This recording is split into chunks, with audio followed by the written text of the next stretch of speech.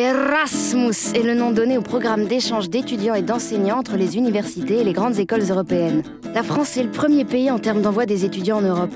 En effet, 16% des étudiants en Erasmus sont français. Es la génération Erasmus.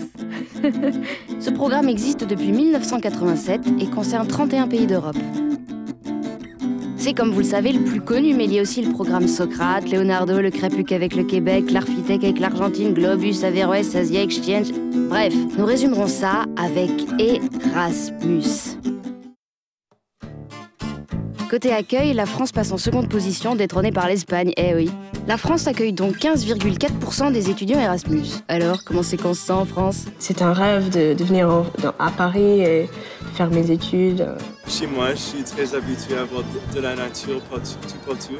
Et ici, c'est pas le cas. C'est la première fois dans ma vie que je suis revenue à 7h du matin.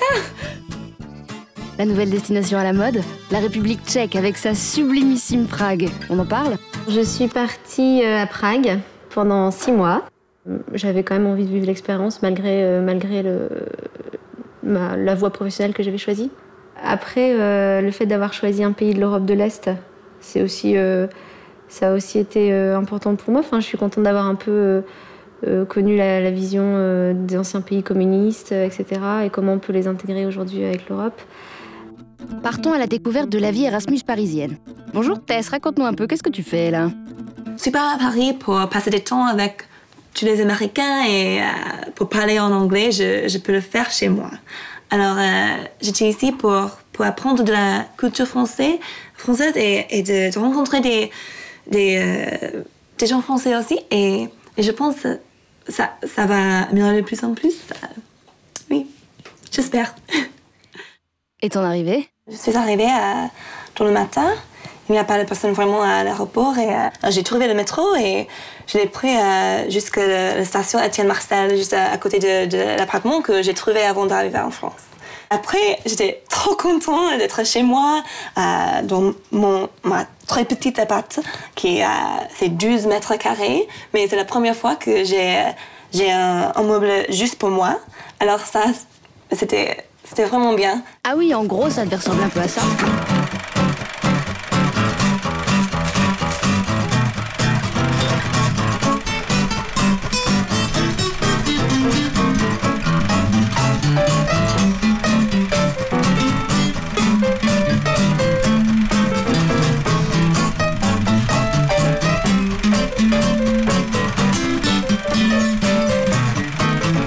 Oui, absolument. Et alors Tess, Paris, c'est toujours tout beau tout rose? Le fait que les jours, les mauvais jours peuvent exister à Paris aussi. Parce qu'avant, c'est comme alors, la vie en rose, c'est pas à Paris pour une Américaine, c'est comme un rêve pour une étudiante qui veut voir l'art et la culture et la vie sophistiquée en France. Alors, c'était un peu difficile pour moi de me rendre compte du fait que c'est OK s'il y a des jours qui ne sont pas parfaits, c'est la vie réelle, même à Paris.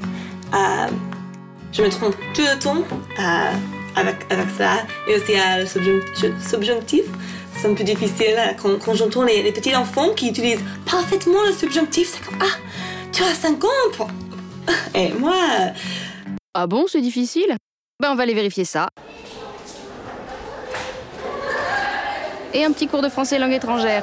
À la Sorbonne, s'il vous plaît.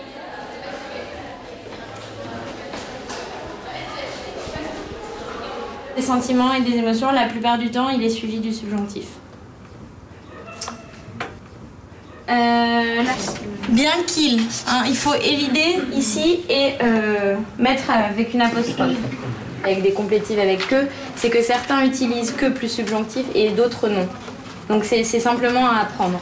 Il n'y a pas de logique. Oh, super. Oui. Oui. Bah alors les filles, faut être plus attentifs si vous voulez progresser.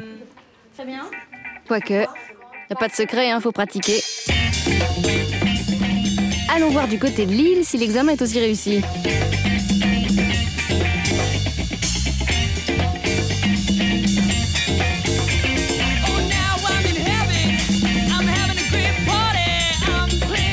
Jimmy. Alors, cet examen? C'était bien. Oui. C'est très bien passé. C'était moyen. Des difficultés? Pas trop. Dictée. De penser aux mots qui n'étaient pas là, donc les connecteurs. Avec les connecteurs. Un verbe irrégulier. Et alors, on fait quoi pour décompresser? On sort un peu? Je dois le faire, je dois profiter de la France, c'est nécessaire. Ainsi, l'étudiant Erasmus veut sortir. Mais comment on fait? Pour cela, nous avons rencontré de ceux qui permettent ce déluge de folie. Direction Sciences Po de la jolie ville de Lille.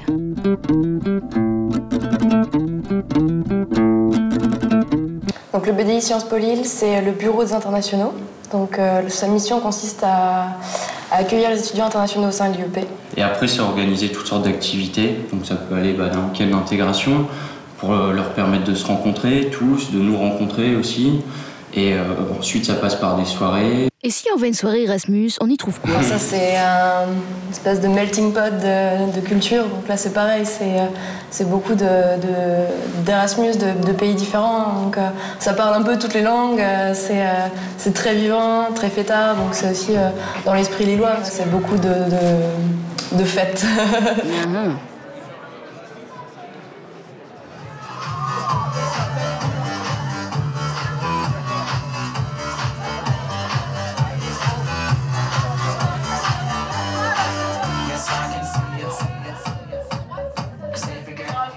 Chers étudiants Sciences Po, chers tout le monde, le BDI offre son Ricard.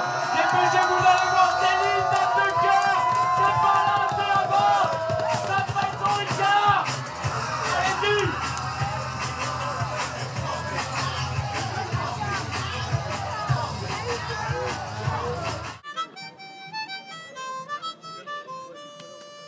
Étrange découverte. Comme quoi, sous, on se comprend même sans parler la même langue. Ma ieri abbiamo parlato 2 ore senza problemi. Abbiamo raccontato le barzellette e così. Bromas. Au Tonight, les étudiants se parlent italien, espagnol et se comprennent sans problème. Entendimos todo lo chiste perché te contò ieri se los entendimos. Però aspetta, voi ci avete salire e noi abbiamo salire. Salire? Salire. Però salir in spagnolo vuol dire sortir. No? E in italiano salire vuol dire monter. Subir. Y subir. E subir vuol dire souffrir. Ajá, sufrir, o sea, ni al caso. Ah, c'est beau l'Europe. Mais vous en pensez quoi, vous? Les étudiants partent pour étudier ou pour faire la fête? Nous, c'est une parenthèse dans notre vie. On peut se permettre de faire beaucoup la fête. On a envie de faire plein de choses, découvrir, de voyager autour du pays. Eux, ils ont quand même leur vie et il faut qu'ils continuent. Ils ont des impératifs, etc. Même si nous, on en avait aussi, mais moins, forcément. Il y a tout. Parmi les étudiants qui partent à l'étranger, il y a des touristes professionnels, il y a des gens qui travaillent très dur. Il y a absolument tout. On a un étudiant qui est parti au sud des États-Unis et sur son site web, on a vu beaucoup de photos de lui à Las Vegas, mais pas une seule du campus. C'est vraiment pour les deux parce que les résultats montrent qu'ils ne rentrent pas avec leur semestre non validé, c'est-à-dire qu'il y a eu une implication académique, qu'ils ont travaillé pour avoir leur semestre, parce que des cas d'échec, des non-validations des semestres, pareil, on n'en a pas beaucoup. Il y a des années où on n'en a aucun, et parfois on en a un, vraiment de temps en temps. Et ce qui montre qu'il y a un effort académique qui est fourni, parce que leurs notes sont validées. C'était le week-end à Boston, et c'est parti... C'est parti en vrille, quoi, dans tous les sens. On en a perdu un, on est rentré à des heures pas possibles. On a couru dans les confréries pour justement chercher cette fameuse personne. C'était assez terrible, quoi. Mais que pense Madame Lalumière, présidente de la Maison de l'Europe de Paris, de tout ceci? Ces séjours Erasmus soient essentiellement touristiques ou, disons, festifs, amicaux. Je ne suis pas contre les bons moments. Bon, je ne prêche pas l'austérité tout le temps. Mais j'aimerais que ce soit aussi l'occasion de réfléchir à l'Europe, de comprendre le projet européen, de prendre conscience des enjeux. Pourquoi construit-on l'Europe ? Des obstacles à l'Erasmus ? Il y a l'obstacle financier. La bourse Erasmus, c'est très bien, mais la plupart du temps, ça ne suffit pas à couvrir les frais pendant la durée du séjour. Le programme Erasmus, qui est un formidable succès, que j'approuve, il ne bénéficie qu'à 1% d'une classe d'âge. Autre obstacle, c'est l'obstacle que je dirais culturel de méfiance. Il faut que vous vous adressiez à une jeune femme qui a quitté l'université il n'y a pas longtemps, donc qui est vraiment de la même génération que les membres du club Erasmus, c'est Nolwenn, et elle sera à votre disposition pour vous donner les détails de ce que nous essayons de faire.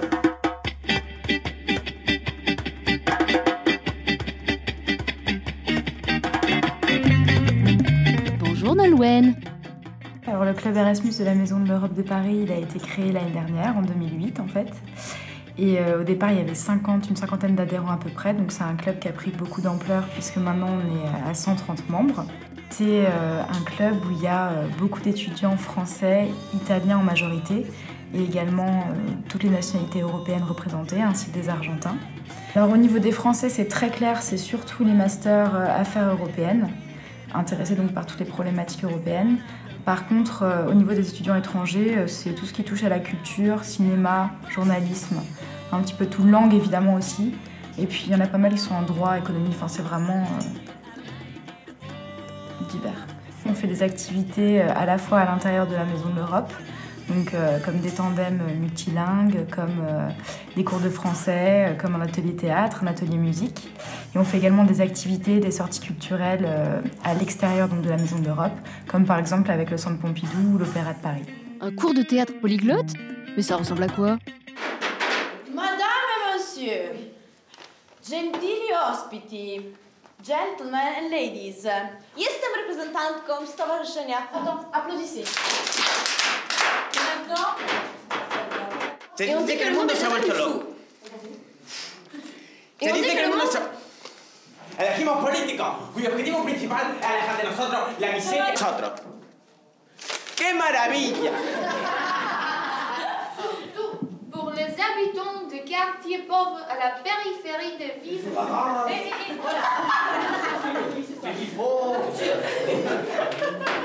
Ce n'était rien qu'un pot de pain, mais elle m'avait échauffé le corps. En fait, je suis mort.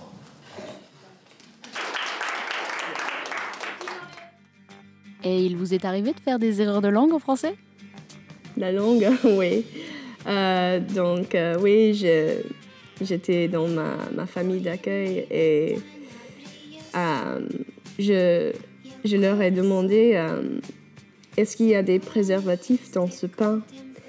Et je voulais dire conservateur parce qu'en anglais, preservative veut dire conservateur. Après être arrivée, j'ai parlé avec une amie et nous avons fait un déjeuner très très bien. Et alors j'ai dit ah oui, ça c'était un bon déjeuner. Je suis pleine. Et est-ce qu'il y aurait un mot en français que vous aimez particulièrement ? Pamplemousse. Pamplemousse. Et la beurre. Choucroute. Je me trompe tout le temps. 3 mots pour qualifier la France ? Il faut que je réfléchisse un peu, je ne sais pas. Sophistiquée. Variée. Fière. Artistique. Et aussi belle. Traditionnelle, je dirais. Pas contre bien rose, peut-être. Et 3 mots pour qualifier l'Europe ? D'abord, un humanisme, les droits de l'homme. Histoire. La prospérité et le bien-être. Diverse et unifiée. La justice sociale, la solidarité. Bon bah, ça m'a donné envie de partir en voyage tout ça, hein. Je vais aller faire mon Erasmus, moi aussi j'y ai droit après tout. Bon allez, ciao à tutti, arrivederci, hasta luego, affilosé, bye bye, au revoir Paris.